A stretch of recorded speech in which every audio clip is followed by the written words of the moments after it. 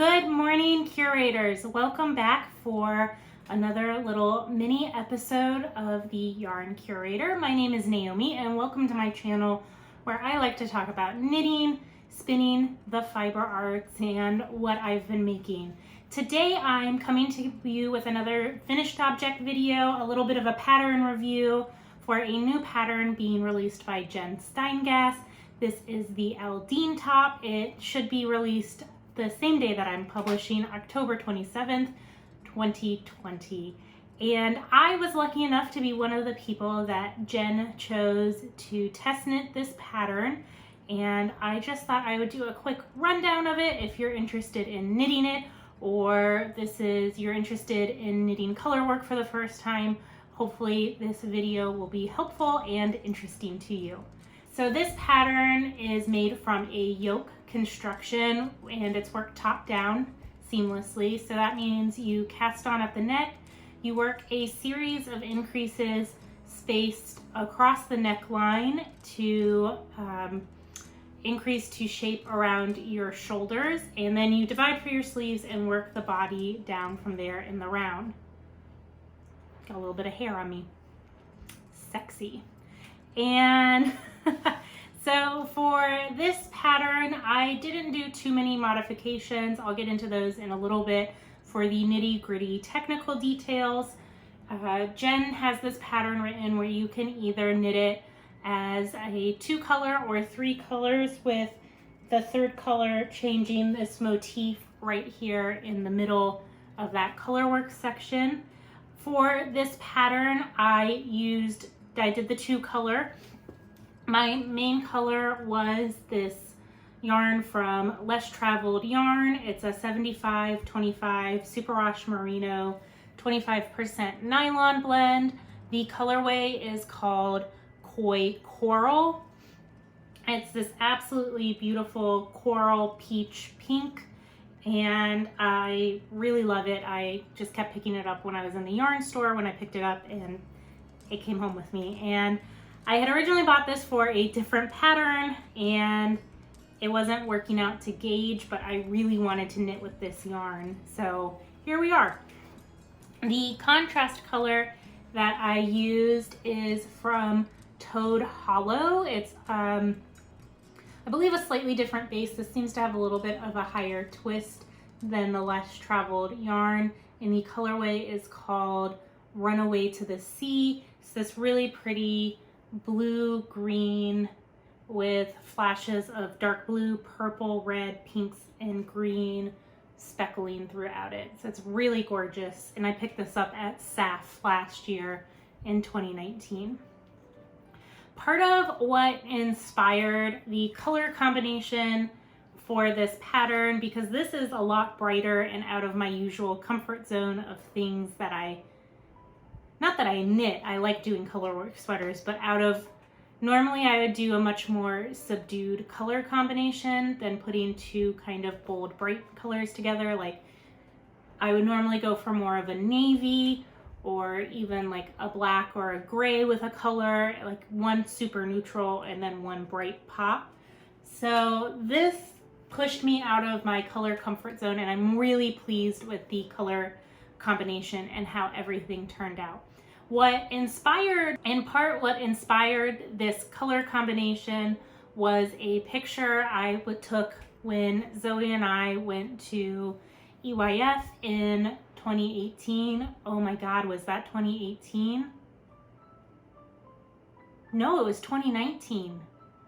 Holy crud. This year feels like an eternity. That last year feels like 2 years ago. But Zoe and I were lucky enough to travel to EYF in 2019, and there's this hill called Calton Hill that you can walk to the top of the hill, and it's got some cool monuments at the top of it and a planetarium, or an observatory, not a planetarium, or maybe it's both. I don't know. Anyways, at the top of this hill, it overlooks the entire city, and Zoe and I hiked to it at sunset, one of our first evenings in town, and I'll put the picture in here, but it was this absolutely gorgeous kind of neon-y coral pink sky. And then on the side of the planetarium, observatory, whatever it is, it had this cool domed copper roof that over time has weathered to a really similar blue-green color. And so this color combination really reminds me of that photograph. And Zoe and I, when we were up on the top of the hill, were talking about how that would make a gorgeous yarn color combination. So that is a little bit of what inspired this color combination. All right, so on to some more technical details. This used about 250 grams or 2.5 skeins of the main color and just 1 skein of this contrast color. I used about 50 grams out of this ball as well. In terms of modifications, well, I knit the size E, so this the 5th size in the pattern, and I think I need to remeasure my bust because I picked a size up from the 42-inch bust, hoping for a little bit more ease, and I have like 1 to 2 inches of positive ease right now, so my bust must have gotten bigger, and I need to readjust the size that I normally knit with that information, because I was expecting a little bit more ease. But in the end of the day, I'm actually happy with the fit and a little bit of the snafu, because I think if I had gone with more ease, the armpits would be really baggy on me at least. So I'm actually really pleased with how it fits. And I have blocked this already, and you know, the color work and everything smoothed out beautifully. When I do block superwash yarns, we all know this, they have a tendency to grow a lot in size. So this was still like just barely damp, and I threw it in the dryer for about 5 minutes, just 1, so I could record, and 2, I wanted to tighten things up just a little bit more, because like I said, they were looking a little baggy in the armpit, and the sleeves were kind of already getting to be too long, and they're pretty long. They come down to, you know, here on my hand, which is a happy length for me at the end of the day, but it was getting to be like comically long before I did that. In terms of modifications, I only did like 1.5 modifications on this pattern. She has you work a series of decreases for more fitted tapered sleeves.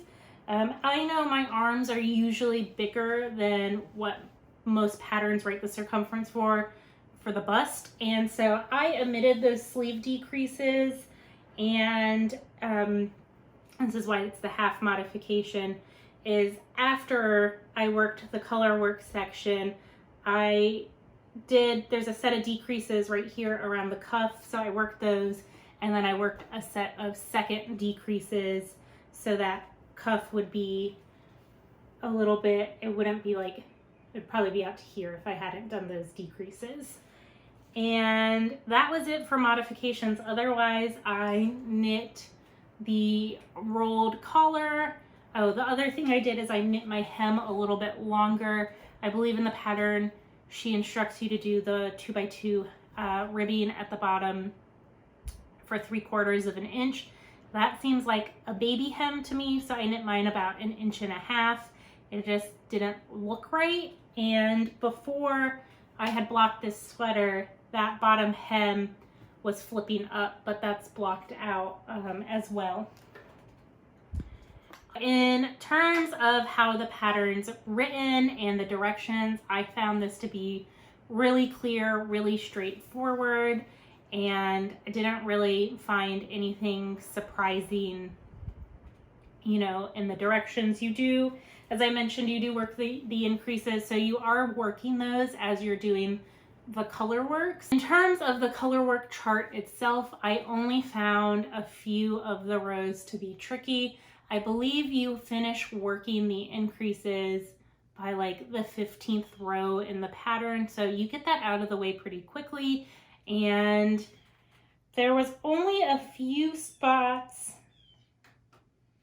I believe it was around here, where the repeat got a little tricky, because it wasn't like knit 2 main color, knit 3 contrast color. It would be like 3, 2, 1, 2, and then you'd repeat that. So it wasn't as memorizable, but as long as you take it slow and steady, no problems there.